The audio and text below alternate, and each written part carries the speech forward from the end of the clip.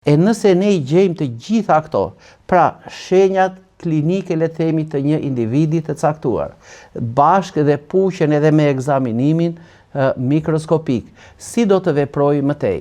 Le t'i presim këta armiq edhe neve me bomba toksike. Po ku do t'i gjejmë ato? Po pikërisht tek qepa, tek hudhra. Unë kam sill një bim të vogël, megjithëse është dimër tashin, pra tek pelina e rëndont, Artemisia absinthium.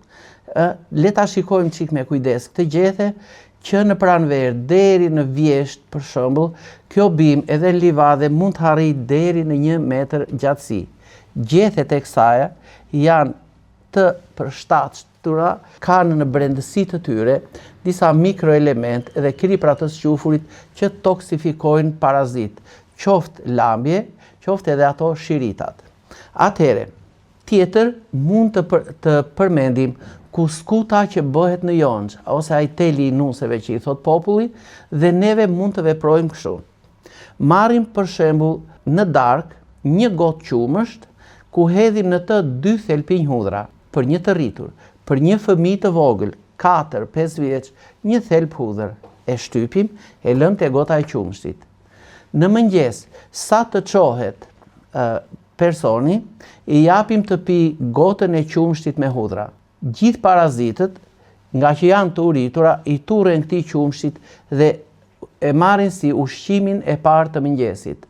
Por, neve nëpërmjet qumshtit, ju kemi dhënë ato kripra toksike të sqyufurit që ndodhen në brendësi të thelbit të hudhrës dhe kemi edhe këtë dialinilin e sqyufurit, por kemi edhe kripra të tjera të sqyufurit, të cilat çlirohen dhe janë të tretura në qumësht. Veprimi i parë i jep rezultatin në këto drejtime.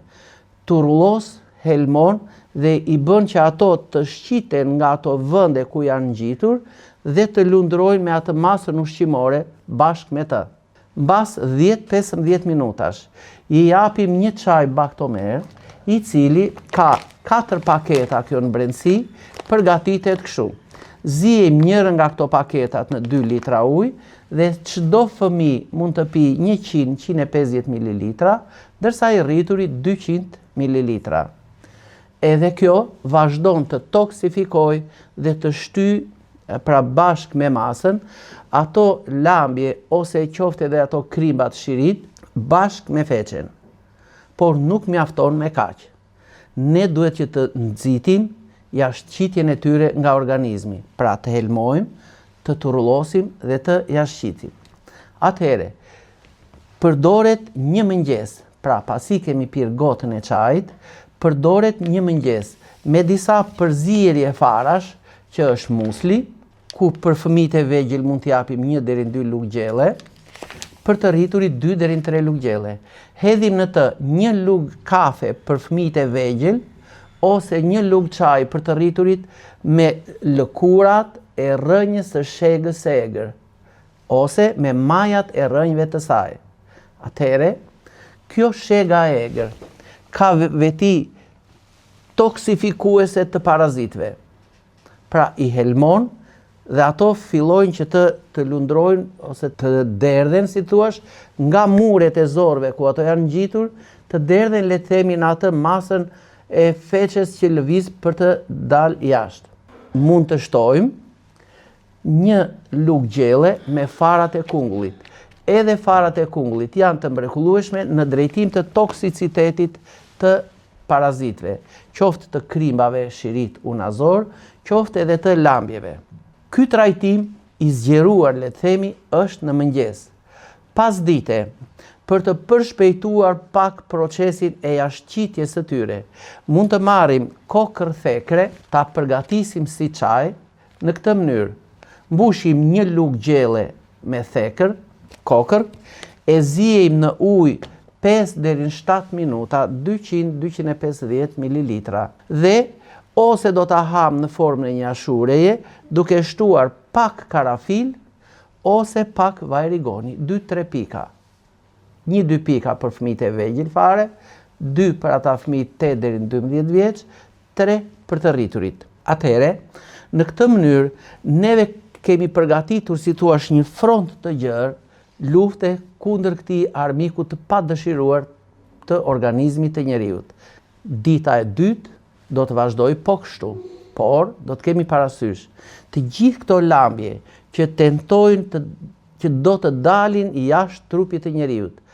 Ka një pjesë të mirë të tyre që janë si të turrullosura dhe në pjesën e fundit të anusit ato do të tentojnë që të kapen aty të ngjiten në trupin e njeriut. Atëhere, duhet një higjen shumë e mirë, një shplarje me ujë dhe sapun, ndoshta 2 herë njëra pas tjetrës, shplahen mirë duart dhe në mbrëmjen e ditës së dytë do të veprojmë në këtë mënyrë. Do të bëjmë një dush të mirë të trupit. Marrim rroba që janë të lara dhe të hekurosura me nxehtësi. Vishemi, ndrojmë klëfat, çarçafët ku do të flerë personi dhe në këtë mënyrë ne kemi filluar me të vërtet një luftim të këtyre parazitëve dhe me shumë përgjegjësi në të gjitha drejtimet. Pra edhe sikur ne të marrim me duar të na ngjiten për rroba ose te çarçafi dhe te klëfi, këto parazit neve ditën tjetër i kemi larguar nga organizmi. Ky trajtim vazhdon afërsisht 10 ditë, qëndrojmë 20 ditë, bëjmë një pauzë, një pushim dhe rifillojmë përsëri edhe 10 ditë të tjera, ashtu siç e përmenda. Pra, qumshti me hudhra, çaj, mëngjesi, farat e kungullit dhe shega e egër tek mëngjesi dhe gjatë ditës një çaj me thekër.